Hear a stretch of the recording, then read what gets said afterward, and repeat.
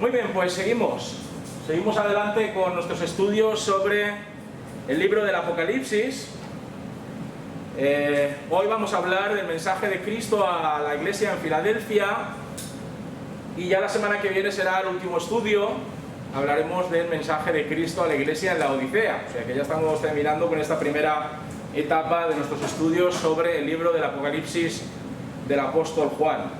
Hoy vamos a ir al texto que encontramos en Apocalipsis capítulo 3, versículos del 7 al 13.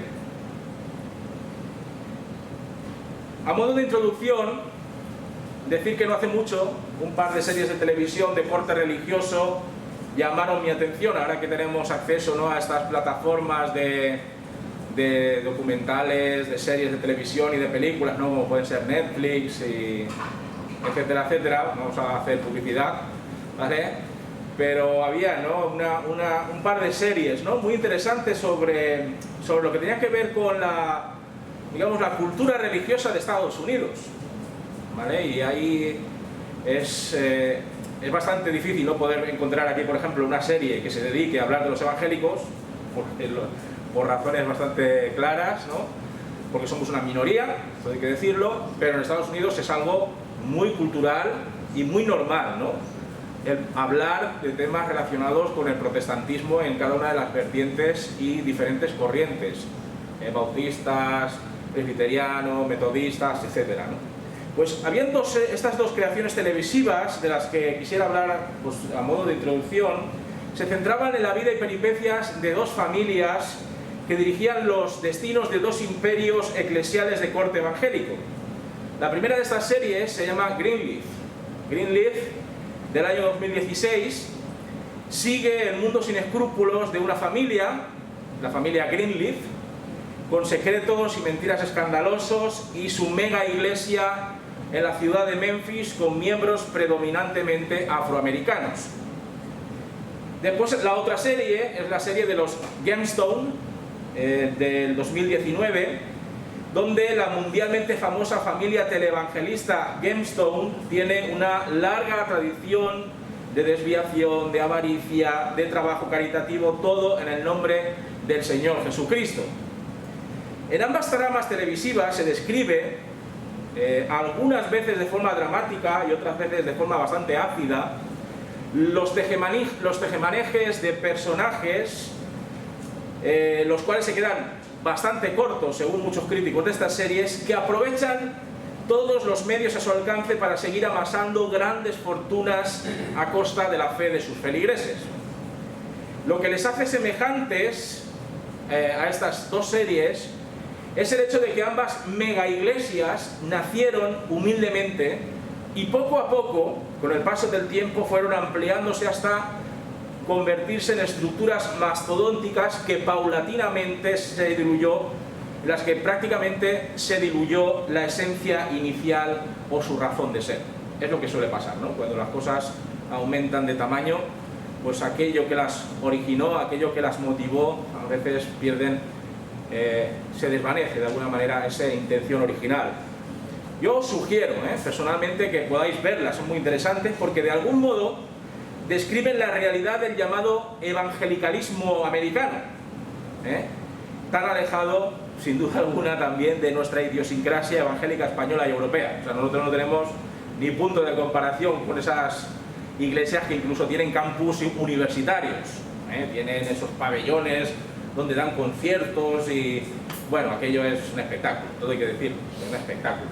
¿Por qué? Porque hay mucha pasta y porque es una cosa que tiene que ver mucho con la cultura, ¿no?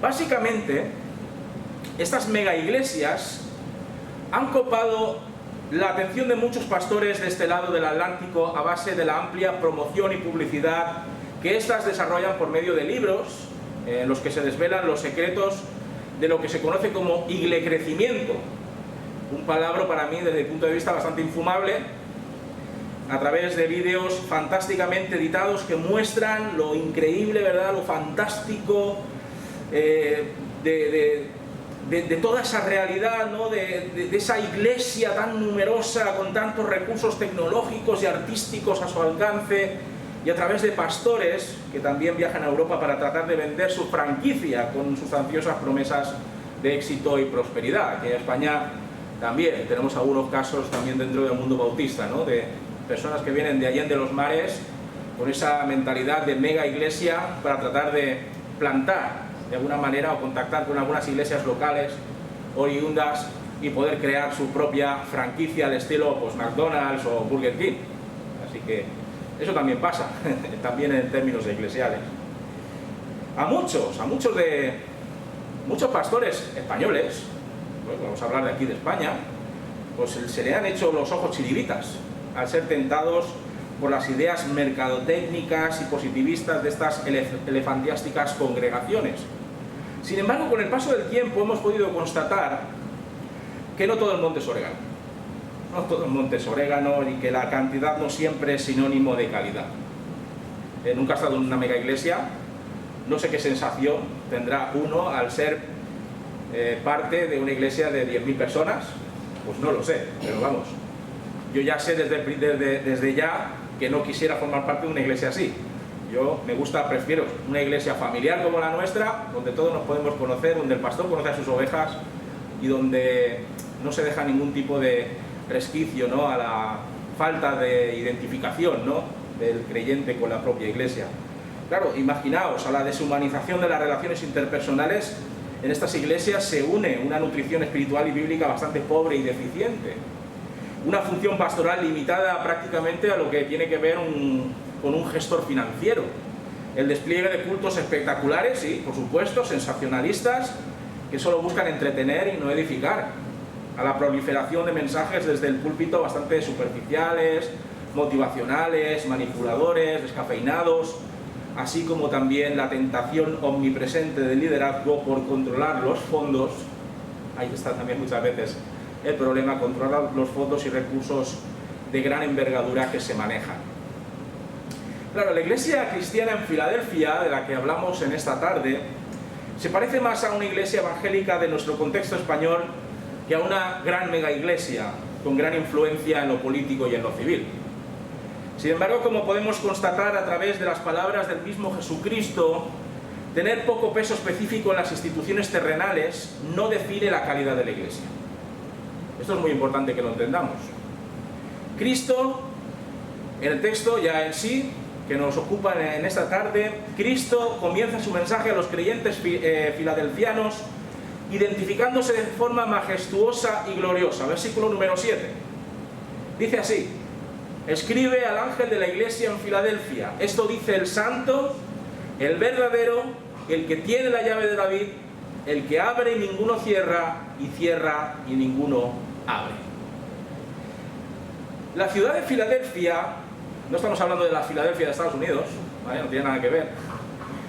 La ciudad de Filadelfia se hallaba en la ruta postal que existía entre Pérgamo y Sardis, dos de las iglesias de las que ya hemos hablado, y era considerada por muchos como la puerta de Oriente, dado que su ubicación estratégica en relación a las rutas comerciales la hacía imprescindible para el fluido trasiego de mercancías de Occidente a Oriente y viceversa.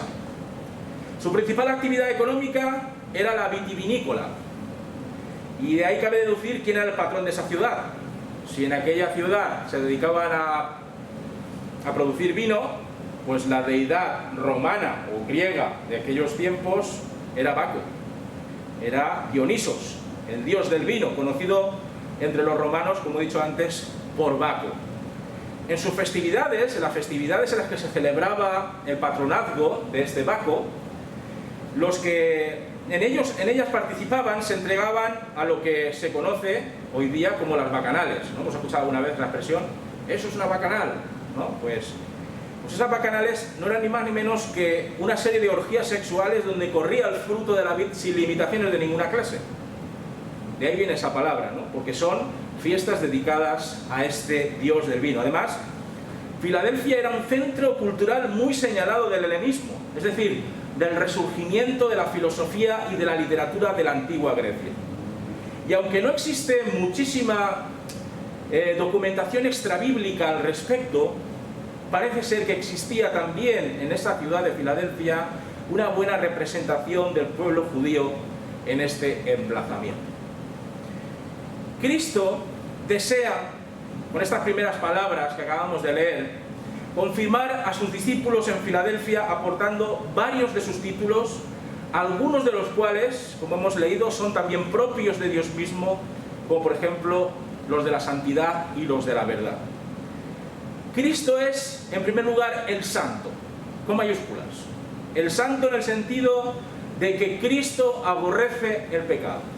Cristo aborrece, como hemos visto también en otras cartas enviadas a otras comunidades cristianas en otras ciudades aledañas, que bajo ningún concepto va a aceptar la iniquidad y la grosería moral que pueda llegar a adueñarse de su iglesia. Cristo se identifica con el Padre como el completamente otro, con mayúsculas, como aquel que es distinto de toda criatura, como aquel que merece obediencia y que marca el estándar de lo que es ética y moralmente correcto. Y por otro lado nos dice el propio Jesús, el propio Cristo, que Él es el verdadero, con mayúsculas. Seguramente en vuestra Biblia lo tendréis así, con mayúsculas. Y es el verdadero tanto desde una perspectiva de que Él, por un lado, es fiel, Él es siempre fiel, cumpliendo sus promesas dadas a sus apóstoles y a su iglesia durante su ministerio terrenal, como también desde una perspectiva en la que Él es el Mesías que habría de venir para salvar el mundo e inaugurar el reino de los cielos. Jesús es el Cristo verdadero, no un falsario que se hace pasar por el ungido del Señor, lo cual nos lleva precisamente a que los cristianos filadelfianos podían confiar plenamente en que el contenido de esta misiva estaba garantizado por la veracidad de la esencia misma de Dios en Cristo. También Cristo, en este primer versículo que hemos leído, se postula como el que tiene la llave de David. ¿Qué quiere decir esto? ¿Qué quiere decir que Cristo tiene la llave de David? De algún modo Cristo está diciendo que no solamente Él es el heredero legítimo del linaje sucesorio davídico, y por lo tanto Él es el Mesías esperado por Israel, sino que por añadidura está afirmando que solo a través de Él es posible entrar a formar parte del auténtico Israel, del Israel espiritual, por supuesto. Sabemos que el Israel al que se refiere Cristo es aquel que comprende la Iglesia universal de todos los creyentes, de todos los tiempos, y que para poder aspirar a ser miembro de esta Iglesia de pleno derecho, es preciso creer en Él, es preciso someterse a su señorío y a su obra redentora. Cristo tiene las llaves del reino de los cielos, y solamente tendrán acceso a este de acuerdo a su soberana voluntad y a la respuesta voluntaria de aquel que se entrega integralmente bajo su cobertura y reinado. Empleando la imagen de Filadelfia como la puerta de Oriente, Cristo asegura a los hermanos y hermanas filadelfianos que teniendo esta llave davídica en su poder, nadie entrará al reino de los cielos en virtud de sus obras y merecimientos. Nunca entrará nadie por estas cuestiones. Que nadie entrará en el reino de los cielos por cuestión de su herencia genética. Que nadie entrará en el reino de los cielos por formar parte de una tradición religiosa. Sino que será el mismo Cristo el que determine quién puede traspasar el pórtico de la nueva Jerusalén celestial. Cristo, cuando toma la determinación de salvar a una persona, mantiene esa decisión para siempre. Esto es muy importante. Esto es uno de los pilares fundamentales de nuestra fe como cristianos evangélicos bautistas. Una vez alguien es salvo, siempre será salvo. Porque es Cristo el que determina quién ha de entrar en el reino de los cielos y no determinados actos o determinadas conductas. El hecho de que Cristo mantenga esa decisión para siempre de redimir a la persona brinda a los cristianos una seguridad espiritual en cuanto a nuestra justificación y en tanto en cuanto hemos de ser glorificados en el futuro. Tras haber dejado claro que no es un advenedizo, que Cristo, el que está hablando a la iglesia en Filadelfia, no es un advenedizo, no es un cualquiera, y de que aunque por las puertas de la iglesia pasa mucha gente, y bien lo sabe esta iglesia, que por estas puertas ha pasado mucha gente, otra cosa es que se haya quedado la misma gente que ha entrado, estas puertas han visto entrar y salir a muchas personas. Aunque por la iglesia pasa mucha gente, no todos serán incluidos en el Israel venidero. Yo creo que todos esos también lo sabemos, ¿verdad? Cristo analiza las fortalezas de su iglesia en Filadelfia a través de los versículos 8 al 11, donde dice: yo conozco tus obras, por eso he puesto delante de ti una puerta abierta, la cual nadie puede cerrar. Pues, aunque tienes poca fuerza, has guardado mi palabra y no has negado mi nombre.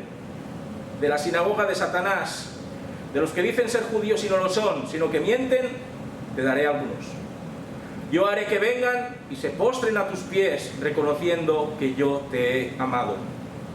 Por cuanto has guardado la palabra de mi paciencia, yo también te guardaré de la hora de la prueba que ha de venir sobre el mundo entero, para probar a los que habitan sobre la tierra. Vengo pronto, retén lo que tienes, para que ninguno tome tu corona. Cristo conoce perfectamente a su iglesia. Yo creo que todos estamos de acuerdo, ¿verdad? ¿Creéis que Cristo no conoce a la iglesia de Incarlet? La conoce mejor incluso que nosotros mismos. La conoce a la perfección, conoce a cada uno de sus miembros. Conoce el estado espiritual y el grado de madurez de cada uno de nosotros. Por lo tanto, nadie mejor que Él sabe de qué pie calza cada uno de aquellos que componen su iglesia, qué puntos fuertes tienen y qué debilidades deben ser corregidas para lograr la excelencia espiritual y fraternal. La iglesia en Filadelfia es una congregación modélica en todos los aspectos que tienen que ver con su dinámica interna, y eso es algo muy bueno. Eso es algo a lo que deberíamos aspirar todos, todas las iglesias, ¿verdad? Cristo les ofrece la oportunidad de abrir una puerta al reino de los cielos que va a permitir que su testimonio y su misión redunden en alto grado de prosperidad. No sabemos si es que Filadelfia se iba a convertir en la cuna de grandes misioneros que pudiesen evangelizar amplias zonas de Occidente y de Oriente, o si iba a ser una iglesia desde la cual sería posible hallar una atmósfera ideal para que muchas personas pudiesen ver la luz de la verdad del Evangelio de Cristo de forma grandiosa y maravillosa. No lo sabemos. El caso es que Cristo valora esta puerta como una recompensa, un galardón a la consistencia moral y práctica de los creyentes filadelfianos. Cristo reconoce que el alcance y poder de la influencia civil de esta iglesia son bajos, que ante los ojos de la sociedad esta iglesia no es relevante, ¿vale? Incluso nosotros podríamos decir que aquí en Carlet pues somos quienes somos, y nos conocen los que nos conocen, y que no tenemos tal vez el poder para influir en las decisiones de la ciudadanía o de los poderes políticos. Muy bien, pues estamos a la par que Filadelfia, por supuesto que sí. Puede ser que la iglesia en Filadelfia no tenga la ascendencia terrenal que pudiesen tener otras congregaciones, pero no considera que esto sea una debilidad. No tiene por qué ser algo negativo. Todo lo contrario. A través de su relativa distancia con la secularización que otras iglesias hermanas han sufrido, los miembros de esta comunidad de fe habían podido mantenerse firmes en la vocación a la que habían sido llamados por Cristo, obedeciendo los mandamientos de Dios y perseverando todos los días en los que se reunían en la adoración y en la fidelidad a su persona, sin sucumbir a cualquier amenaza que pudiese provenir de sus detractores. Dentro de estos enemigos, según lo que hemos leído, que habían intentado quebrar la armonía de esta congregación durante largo tiempo, se hallaban los judíos de la ciudad. Qué triste, ¿verdad? Qué triste que sean los judíos y no los paganos los que intentan meter cizaña dentro de la iglesia del Señor. Al parecer esta comunidad judía había expulsado a muchos de los integrantes de procedencia también judía que todavía visitaban a la sinagoga. De ahí que el propio Jesús considere que esta sinagoga no es ni más ni menos que un tropezadero que Satanás mismo ha colocado en el camino del Evangelio en esta ciudad. Con el empecinamiento de gran parte de estos judíos, que eran pueblo de Dios, aun cuando quizás su comportamiento adolecía de coherencia con la fe de sus antepasados, habían topado otros muchos judíos que habían visto en Cristo al Mesías prometido y que se estaban reuniendo de manera asombrosa con gentiles en las iglesias que se establecían en las diferentes casas y hogares de la ciudad, que sabéis que en aquellos tiempos no existía un templo como tal donde reunirse, sino que se reunían en los hogares. Recordemos que Pablo señaló que la ciudadanía israelita no tenía que ver con la composición genética, como muchos judíos pensaban. Como yo tengo antepasados reconocidos en las líneas genealógicas que son judíos, por lo tanto yo soy salvo automáticamente. Pues no, Pablo dice que eso no tiene que ver con la genética, tiene que ver con algo mucho más profundo, tiene que ver con algo mucho más espiritual, como dice en Romanos 2, del 28 al 29. Dice Pablo, no es judío el que lo es exteriormente, ni es la circuncisión la que se hace exteriormente en la carne, sino que es judío el que lo es, ¿dónde? En el interior.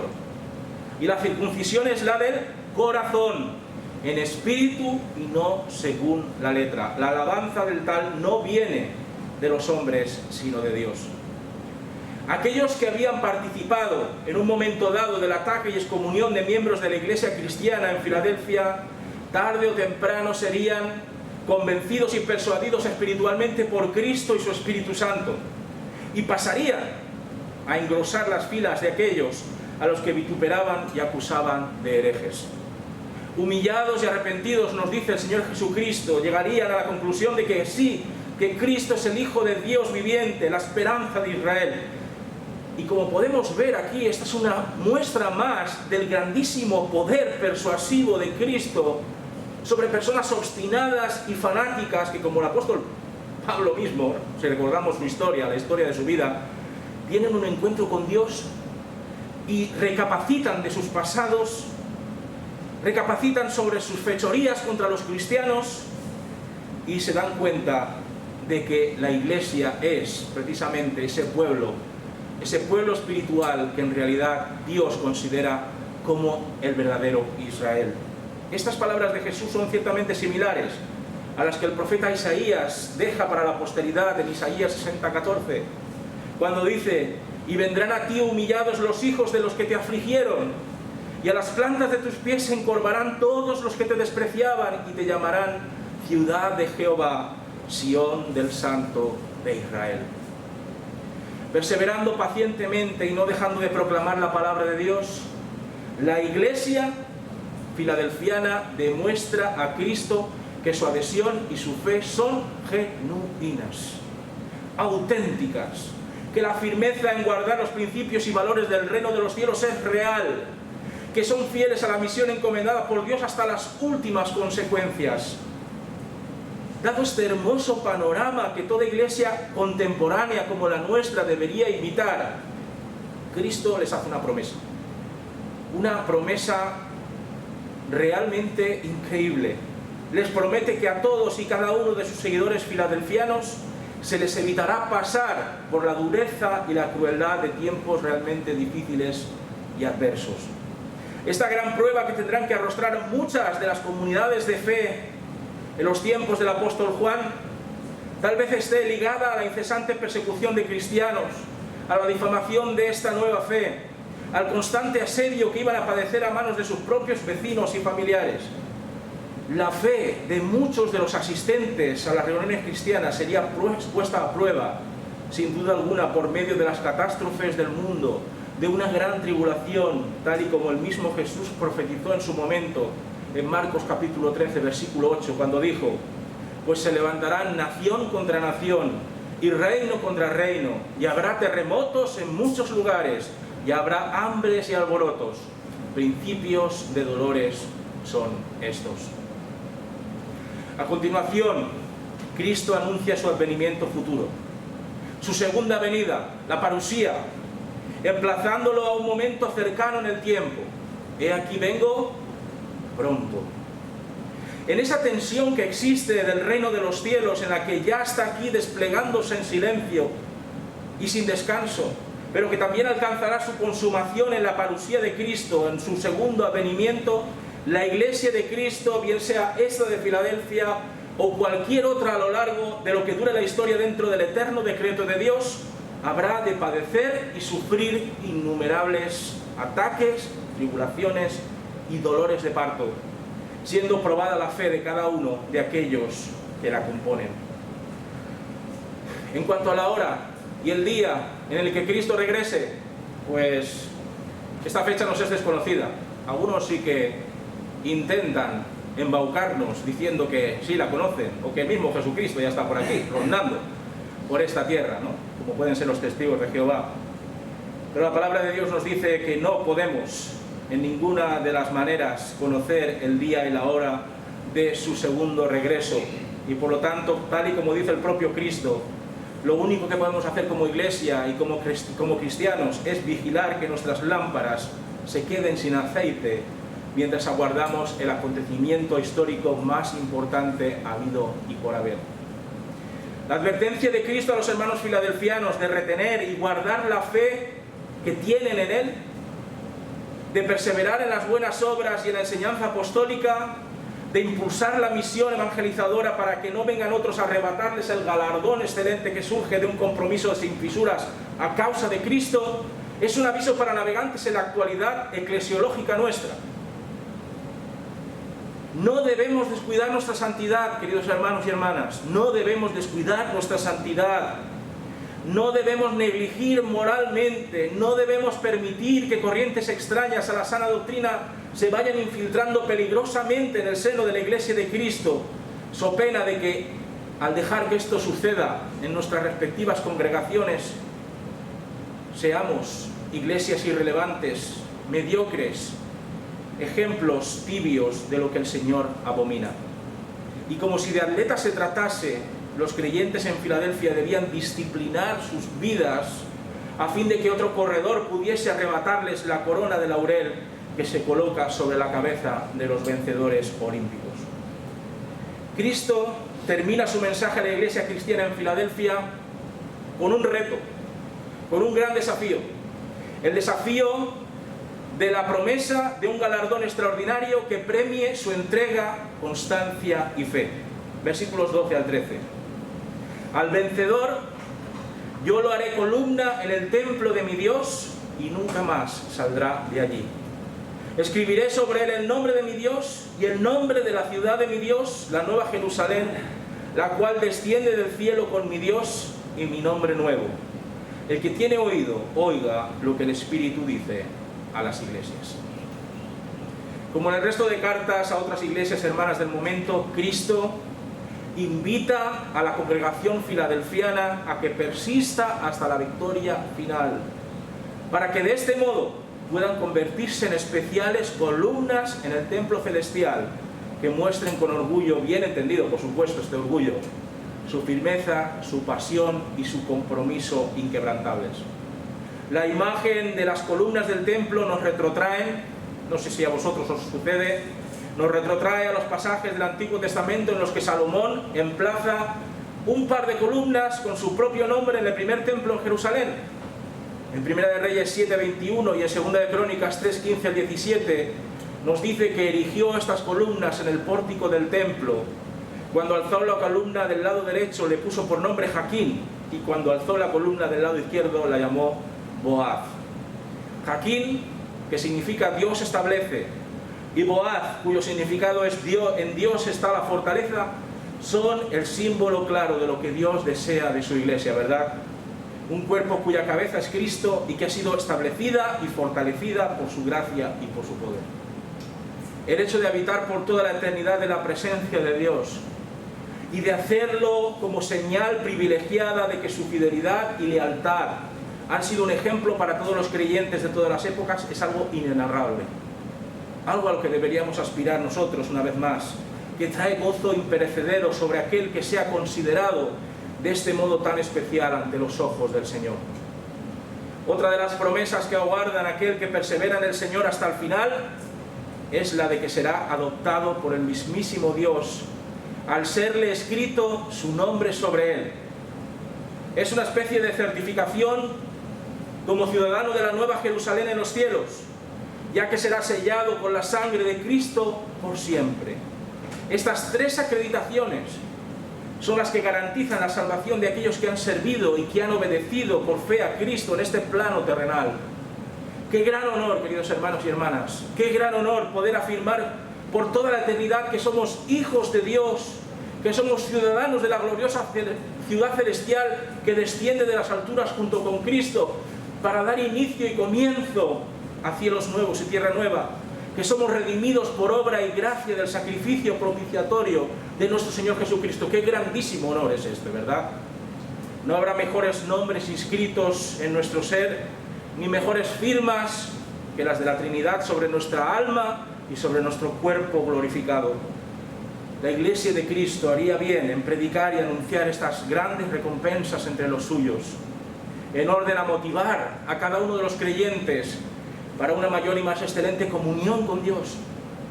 Oigamos, como nos dice el propio Jesús, prestemos oído, apliquemos todas estas promesas a nuestra vida eclesial y a nuestra vida individual y adoremos al que vive por los siglos de los siglos. Amén. Para terminar, queridos hermanos, la gloria terrenal no es nada comparada con la gloria que nos espera en la presencia grandiosa de nuestro Señor y Salvador. No tiene nada que ver. Cristo, eso es muy importante, ¿no? Porque a veces las iglesias pequeñas nos sentimos como que tenemos la autoestima baja. Como no vemos que crezca, ¿no? Como nos gustaría, ¿no? Como las mega iglesias, ¿no? Que se llenan a rebosar y tienen 5 cultos al día. Y decimos, madre mía, algo está fallando aquí, ¿no? No, a veces nos estamos equivocando, ¿no? Cristo no valora la cantidad de feligreses que se pueden contar en una comunidad de fe. Lo que Cristo, y es lo que hemos visto en esta iglesia en Filadelfia, lo que Cristo valora es su entrega, su valor y su tenacidad a la hora de permanecer anclados en sus enseñanzas, en su modelo y en su misión. Eso es lo que se fija el Señor Jesucristo. Las megaiglesias están bien para aquellos que de alguna manera desean eludir el compromiso y la responsabilidad con grandes dosis de entretenimiento y asombro en el escenario. Aquellos que solo quieren ser espectadores, pues está muy bien, está genial, entras y sales, incluso pagas tu entrada echando el dinerito en la ofrenda y te sientes hasta bien y todo. Y eso está pues bien para esa clase de personas. Pero las iglesias pequeñas, como la nuestra, son aquellas en las que todos son necesarios. Todos son necesarios. Nadie sobra, ¿verdad? Al revés. Siempre falta. Y por eso queremos cada vez más. Las iglesias pequeñas son aquellas en las que todos son necesarias, en las que todos nos conocemos, en las que todos podemos y debemos ocupar ministerios que edifiquen y nutran equilibradamente al cuerpo de Cristo. Los inconvenientes de formar parte de iglesias gigantescas, desde mi punto de vista, ¿vale? Desde mi punto de vista, no compensan cualquier otra ventaja que puedan aportar. Es lo que yo pienso. Pero si desde la humildad y la sencillez una iglesia es capaz de mantenerse fiel a la visión de Dios de lo que debe ser la iglesia, no cabe duda de que es posible triunfar. Tal vez no desde la óptica mundanal, pero sí desde la perspectiva de Cristo, que es la que en realidad nos interesa. No sé si tenéis alguna pregunta, alguna cuestión, algo que queráis compartir sobre la lección de hoy.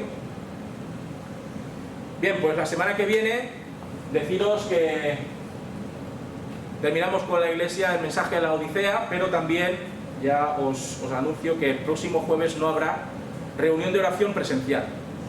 ¿Vale? Yo estaré fuera, yo marcho el lunes a un retiro para jóvenes en Canarias, para hacer una serie de plenarias. Voy a estar desde el lunes hasta el viernes, pero sí va a haber lección, no os voy a dejar ahí colgados. Así que hoy ya me he grabado, ya lo tengo ya preparado para antes de irme, así que ya está grabada la lección, ¿de acuerdo? Y ya ese mismo día se compartirá a través de WhatsApp y a través de Telegram, para que podáis también pues, tener ese tiempo de estudio bíblico y de oración en nuestros hogares, en este caso, por lo menos durante esta próxima semana, ¿de acuerdo? Así que os doy un poquito de descanso y flexibilidad en esta próxima semana que viene, ¿de acuerdo? Muy bien. Pues, sin nada más, emplazaros hasta el próximo domingo. El próximo domingo viene nuestro hermano Manuel Sarrias, de visita, en principio. Y os voy a explicar por qué digo en principio. Lo digo porque en estas semanas, en esta misma semana, tuvo una comida con unas personas que resulta que han salido positivas. Entonces hoy me ha llamado para decirme, mira, es que somos contactos directos de una persona que además no estaba vacunada, no porque no le tocase, sino porque no ha querido vacunarse, y le ha tocado y ha salido positivo, y por lo tanto pues ellos están dentro de imaginaos, comiendo juntos pues puede pasar de todo. Entonces le van a hacer una PCR tanto a él como a su esposa, que son los que nos iban a visitar este próximo domingo. Si sale negativo, lo tendremos aquí sin problema, pero si sale positivo, ahí tenemos que buscar un plan B. Y claro, encontrar a un predicador del sábado al domingo es muy difícil por no decir imposible. Entonces vamos a tener que utilizar de nuevo las nuevas tecnologías, así que el plan B será pues la proyección del mensaje. Me grabaré mañana con el sermón, ¿de acuerdo? No queda al estilo de cuando me fui a Bélgica, pues igual, lo mismo. Pero bueno, esperemos, oremos para que sí esté aquí entre nosotros Manuel Sarrias y su esposa, que los amamos, y poder de manera presencial y como es lo debido, pues tener el culto pues habitual, ¿de acuerdo? Así que, pero ya os iré anunciando y avisando para que estéis al tanto de a ver qué es lo que os vais a encontrar el domingo, si algo virtual o algo presencial. Es que para que veáis el cuidado que hay que tener con las reuniones sociales, hay que tener muchísimo cuidado, y donde piensas que no te la van a pegar, pues allí tenemos el caso con nuestro hermano Manuel, que es súper cauto y prudente, pues para que veáis. Pues muy bien, pero bueno, estaremos orando, ¿verdad? Para que ese domingo sea un domingo más, donde podamos disfrutar del Señor. Él está sí, aunque estés vacunado te puedes infectar, te puedes contagiar sin problema, y de hecho puedes desarrollar la enfermedad, por supuesto no con la misma virulencia, y puedes también contagiar, ¿vale? O sea que esto de que nos pongan la vacuna no quiere decir que ya vayamos por ahí y seamos inexpugnables, y ya para nosotros se acabó el virus, de eso nada. Por eso hay que seguir manteniendo la mascarilla, con la distancia apropiada, y todo ese tipo de cosas, que eso va a estar con nosotros durante bastante tiempo, porque esto ya estamos viendo vamos por la quinta ola, no vamos por la segunda ni la tercera, no, vamos por la quinta, y lo que te rondaré morena, ¿no? Como eso decir vulgarmente.